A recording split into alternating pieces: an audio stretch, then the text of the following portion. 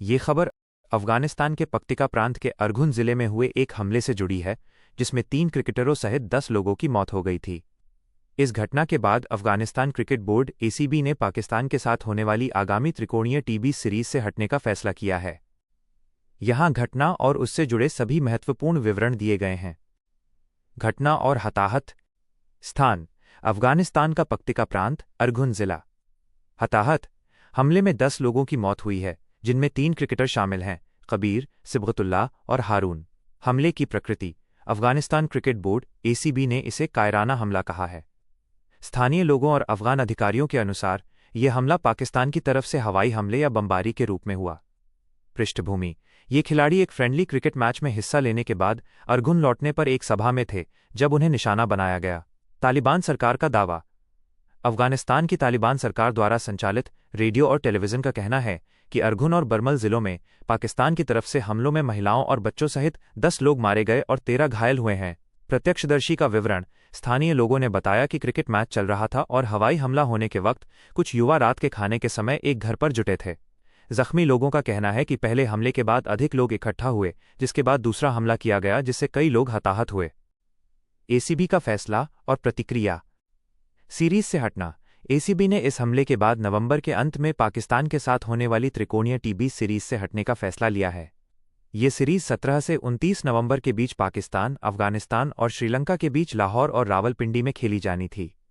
ACB का बयान: board ने कहा कि ये निर्णय खिलाड़ियों के सम्मान और इस दुखद घटना की प्रतिक्रिया के रूप में लिया गया है और इसे अफगानिस्तान के खेल और क्रिकेट के लिए एक बड़ा नुकसान करार दिया।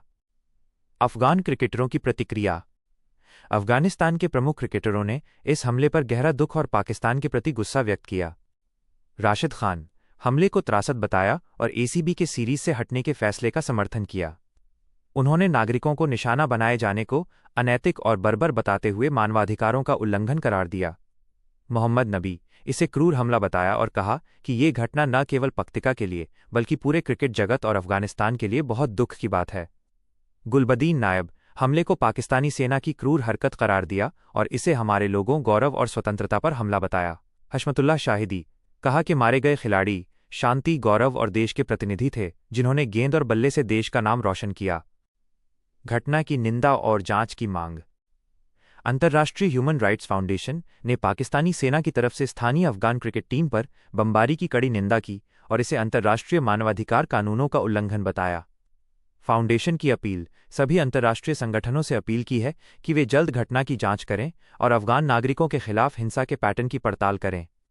अफगानिस्तान तालिबान ने हमले को अपराध करार दिया और कहा कि इसका जवाब दिया जाएगा। उन्होंने सेना को बातचीत का नतीजा निकलने तक किसी भी गतिविधि से बचने को कहा। पाकिस्तान की चुप्पी। बीबीसी उर्दू की रिपोर्ट के अनुसार पाकिस्तानी सरकार और सेना ने इस संबंध में अब तक कोई बयान जारी नहीं किया है। पाकिस्तान क्रिकेट बोर्ड (पीसीबी) की तरफ से भी इस मामले में अब तक कोई प्रतिक्रिया नहीं आई है। बीबीसी इन दावों की स्वतंत्र रूप से पुष्टि नहीं कर पाया है। युद्ध विराम और सीमा पर तनाव। दोहा में बातचीत। हमले से पहले पाकिस्तान और अफगानिस्तान के बीच कतर की मध्यस्थता में दोहा में बातचीत चल रही थी और 48 घंटे के संघर्ष विराम को आगे बढ़ाने पर सहमति बनी थी। तनाव में वृद्धि। हाल के दिनों में सीमा पर तनाव काफी बढ़ गया था। तालिबान सरकार ने पाकिस्तान पर हवाई क्षेत्र का उल्लंघन करने और हवाई हमले करने का दावा किया था, जिसके जवाब में तालिबान ने भी पाकिस्तानी चौकियों पर जवाबी हमले किए थे। पाकिस्तान के रक्षा मंत्री का बयान। शुक्रवार को पाकिस्तान के रक्षा मंत्री ख्वाजा आसिफ ने कहा था कि पाकिस्तान पहले की तरह अफगानिस्तान के साथ संबंध नहीं रख सकता और अफगानिस्तान को अपने यहाँ आतंकवाद पर लगाम लगानी चाहिए, नहीं तो उसे इसकी भारी कीमत चुकानी पड़ेगी। अमेरिकी राष्ट्रपति की टिप्पणी। अमेरिकी राष्ट्रपति डोनाल्ड ट्रंप ने कहा कि पाकिस्तान और अफगानिस्तान के बीच चल रहे संघर्ष को सुलझाना उनके लिए आसान है, क्योंकि उन्हें जंग सुलझाना पसंद है और लोगों को मरने से बचाना पसंद है।